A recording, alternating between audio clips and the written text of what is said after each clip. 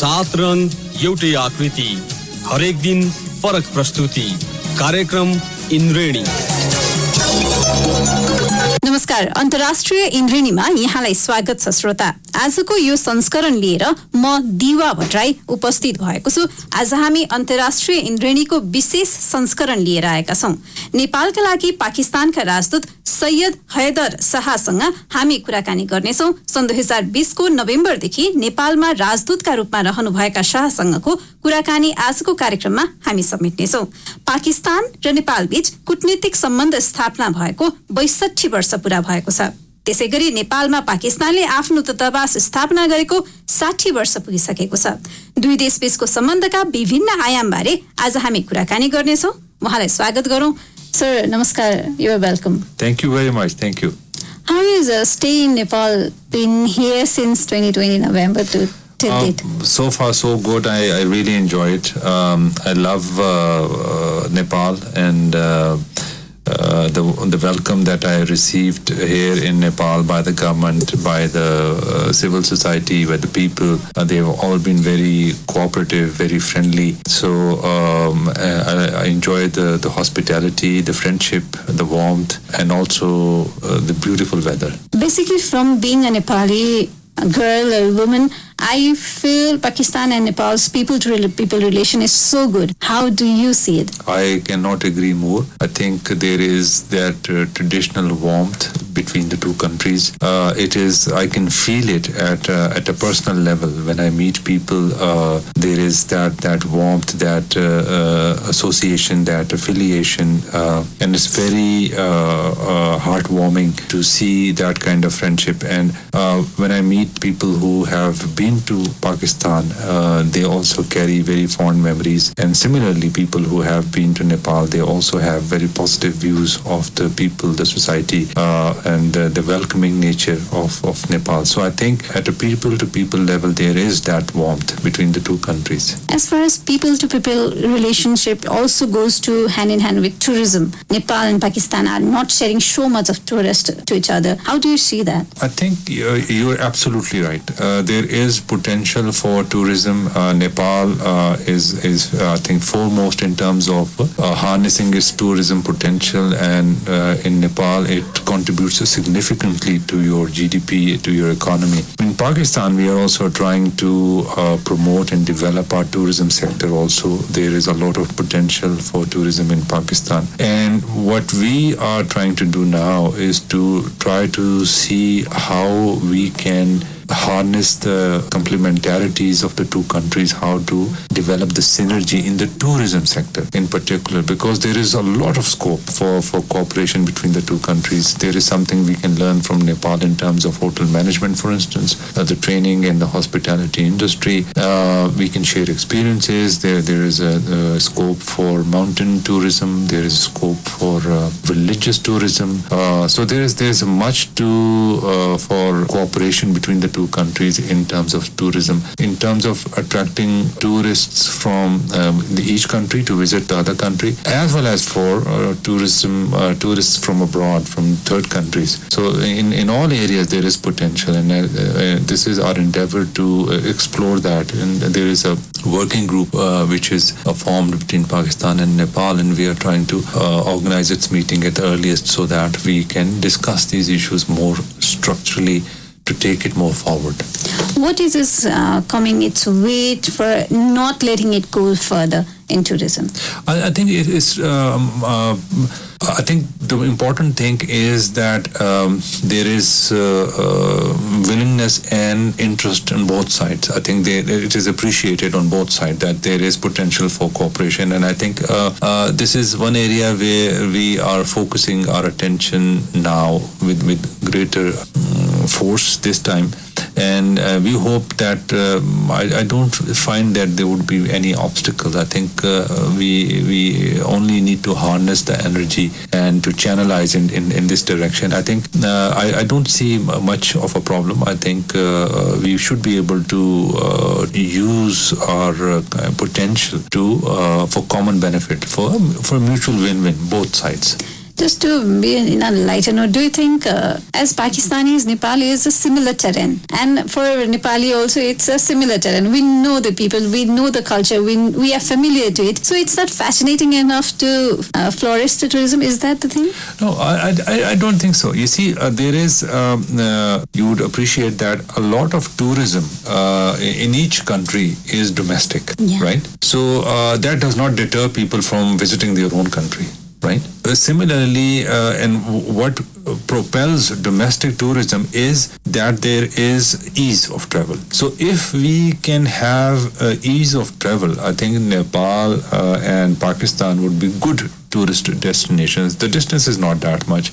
If we can facilitate the tourists, I think the cultural compatibility, the linguistic barriers are not that insurmountable.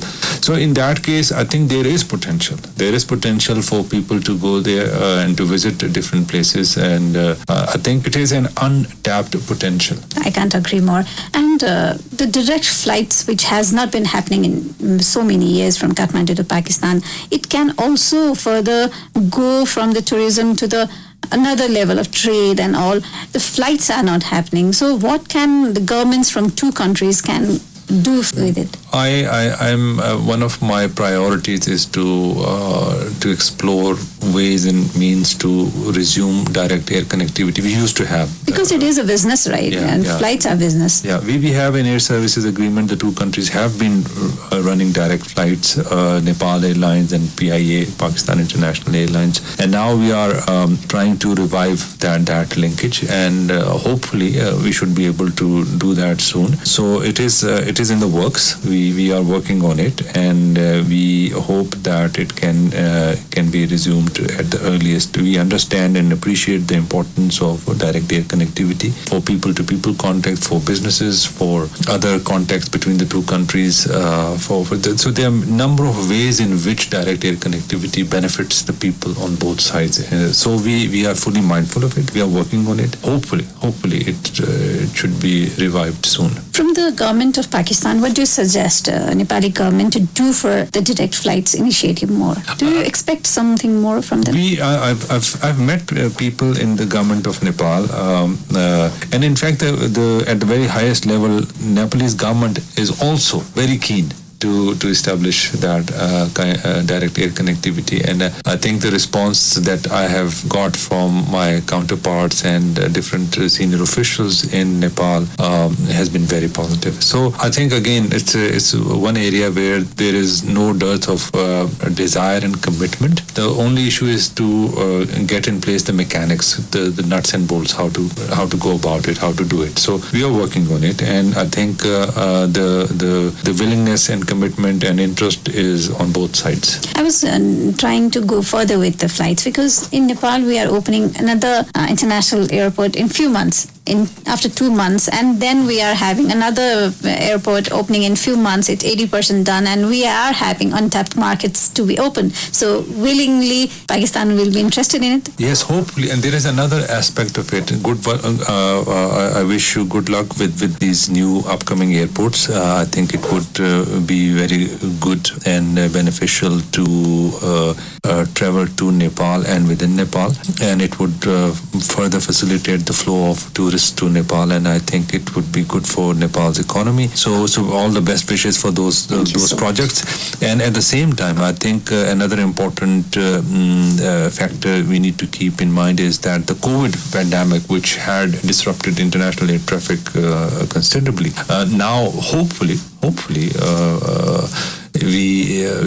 we might be seeing the kind of the last of the pandemic, and I think the future waves would not be as crippling as they had been before. So we hope that the normal life and normal travel and touristic activities would begin as once again. And so this is the high time for the two countries to tap into this upcoming potential of air travel also. So I think ideally both the opportunities in terms terms of Nepal with the opening of new airfields for international traffic, as well as the possibility of resumption of air traffic. I think these are positive signs, and we need to capitalize on the emerging opportunities. And the trade between two countries are also not so flourishing in few decades, because we can import so many goods from Pakistan. What is the obstacle that is not letting the trade go or flourish so much? I think multiple factors have been involved. I think air connectivity is one of them. I think again on this question also, my impression is, as I have spoken to and interacted with the people in Nepal, the businessmen, traders, the chamber officials, there is interest. There is interest in expanding trade relations. I think again the question is how to facilitate them. I think air connectivity would be one important aspect. I think at the same time the businessmen have to take the initiative. I think at the base of all trading activity is the businessman. Mm-hmm. They have to see the advantage that they can have, the profit that they can make, and so I think they would be the drivers of this process, and we are trying to facilitate them to the extent possible, so they can tap into opportunities that they perceive on the other side. So it has to be a win-win proposition for both sides. If businessmen see merit in a trading proposition, they would go for it. Yeah. So there is little that you need to do to push them. They would simply go for it. So we need to facilitate them. We need to smoothen the way for them, and this is what we are trying to do. We hope that we are trying to facilitate contacts between the chambers of the two countries, and so that the businessmen can talk to each other. And we are also trying to have hopefully in the near future the Joint Economic Commission between the two countries, the Business Council. So many things are in the pipeline, and we hope that with the COVID now phasing out, we should be able to resume those contacts and those conversations on different issues, so that they can be taken further, and we can realize all the goodwill, the interest, the potential that has been elusive for so many years. I think in 2019, I guess, I went to the expo organized in Tripureshwar. I think that was the last one, Pakistan Expo. Probably, that was the last one. I think, the 2020 we had this COVID, and since then the trade exhibitions and trade exchanges, they've all come down. And it's not just Nepal, Pakistan specific. I think globally, the world over, things have slowed down as a result of the restrictions imposed by the COVID. So we hope now that we can also see a kind of a resurgence in those contexts, and then we can have businessmen from both sides talking to each other and exploring mutually beneficial propositions. Because I went to the expo, I know Nepali customers know about the textile industry in Pakistan. They know the leathers they produce, and how many of the things we do not know. What do you suggest? What does Pakistan can trade to Nepal, and what can we do the vice versa? I think there are opportunities. I think I would not give you an exhaustive list, but whatever my experience has been that in terms of fabrics, textile products, leather, as you mentioned, gemstones, jewelry, spices. So there are multiple areas in which there can be trade between the two countries. And once you begin these trading contacts and relations, then there are other things also. So there are things. Sometimes there are small windows of opportunity for particular product, and that can be. So when you have those relations established, when you have those frameworks in place, when you have those contacts, then it is possible to then there could be multiplier effects. Then there can be other kind of opportunity that you may not be visible right now, but may emerge all of a sudden, and you can then, if you are there, you can exploit them. So I think these are to start with. that these few areas, but there can be many other areas in which there can be industrial raw materials, things like that. There's so much that there is, and you'd be surprised that the businessmen, on both sides, they are more perceptive and they are more keenly searching the markets, and they have more up-to-date information about that. And probably, I think, sometimes because of the non-use of trading routes and channels, they may become a bit more uninviting. So once you have traffic of the businessmen on both sides moving and visiting each other, contacting each other, trading with each other, I think more and more opportunities would open up. And also I wanted to mention SAARC to you. And as far as we know, SAARC summit is to be held in Pakistan, Islamabad.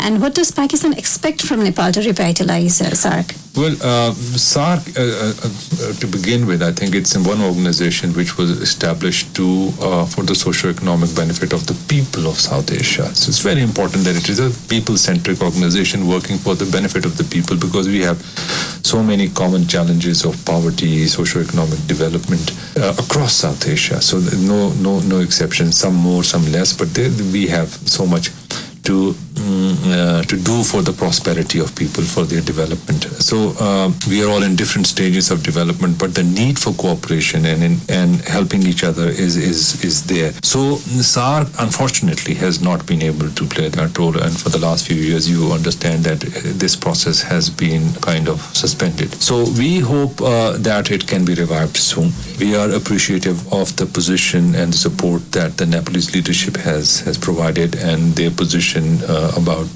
resumption, their efforts to resume, to operationalize the process again is appreciated. And SAARC and Nepal as the headquarter of SAARC has been doing, I think, justice to their role at the seat of SAARC headquarters. We hope that we can continue our efforts to move this process forward. It's very, very important, because it is the suspension of SAARC is at the cost of the interest of the people of South Asia. So they are the ones who suffer. They are the ones who are deprived as a result of that. So we hope that all the artificial obstacles that have been created in the process would be removed, and that we can have the SAARC process resumed, operationalized as soon as possible. What does Pakistan expect from Nepal?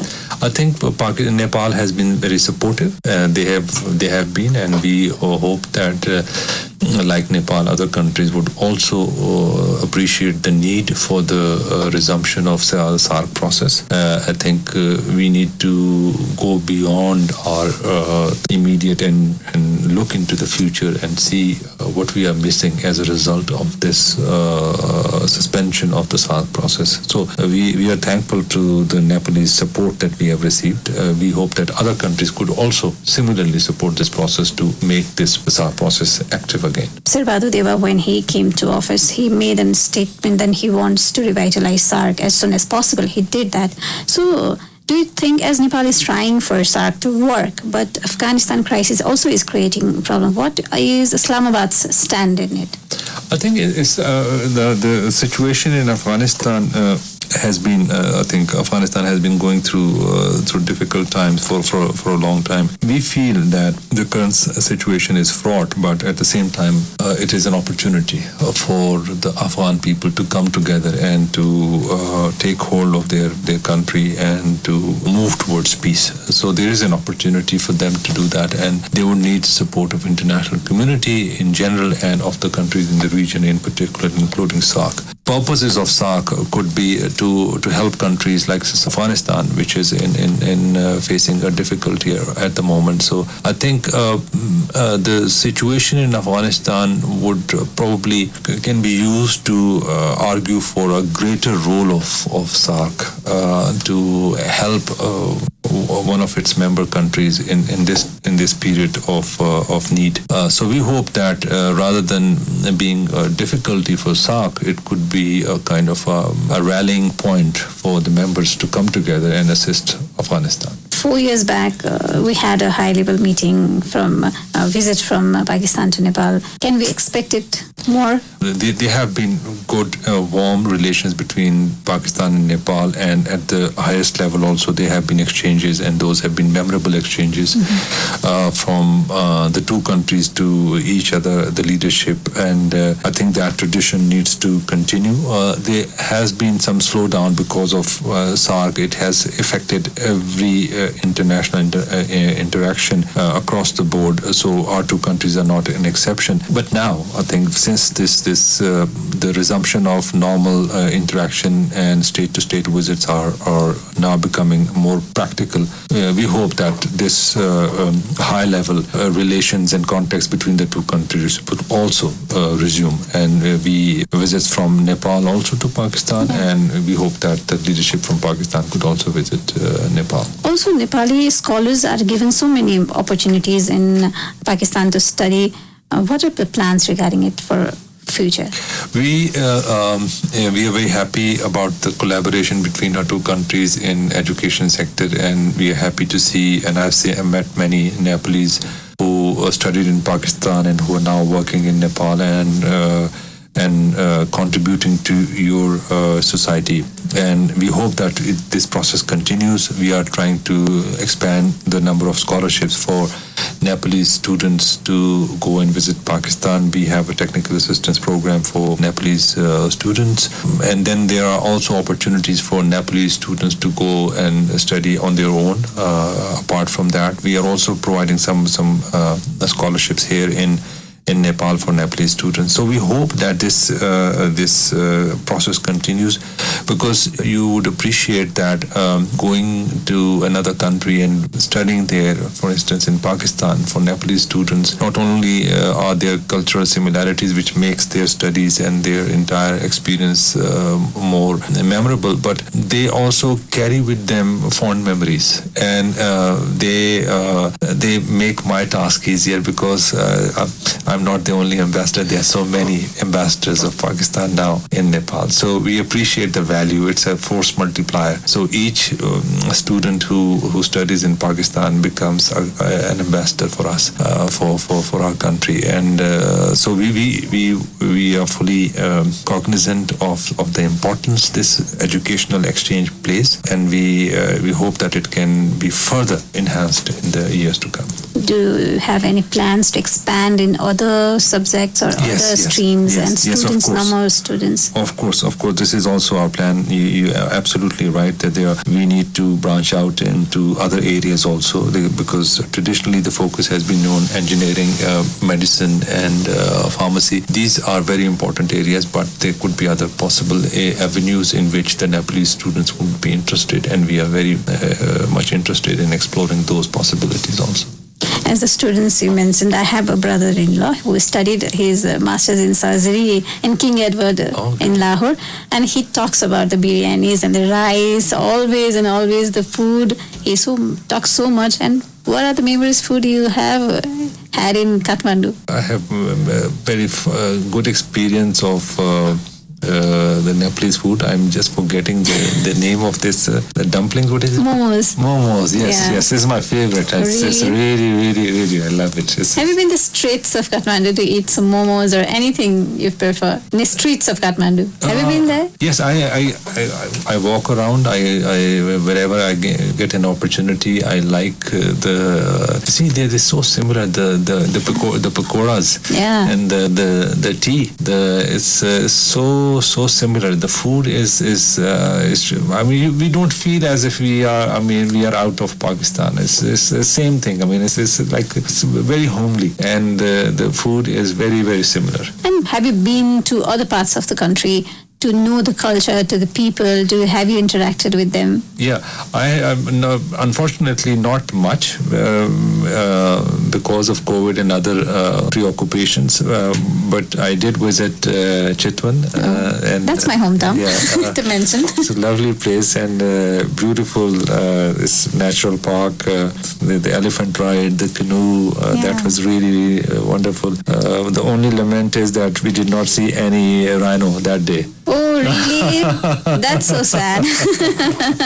That's sad. So we were a bit unfortunate to miss that, but but it was otherwise. We saw so many crocodiles and deer and wildlife, everything. But but it was good. We hope to visit other places, Yes. Pokhara, Lumbini. There's so much to see here in Nepal. I hope you can see more of rhinos if you go to Chitwan sure. again, I hope. And also the culture of Nepal. How do you see it different from Pakistan or so much similar to them? How do you see it? I think it's in some ways, in some respects, it's similar, but at the same time, it also gives us a bit of exotic touch, which makes it also very interesting for us. So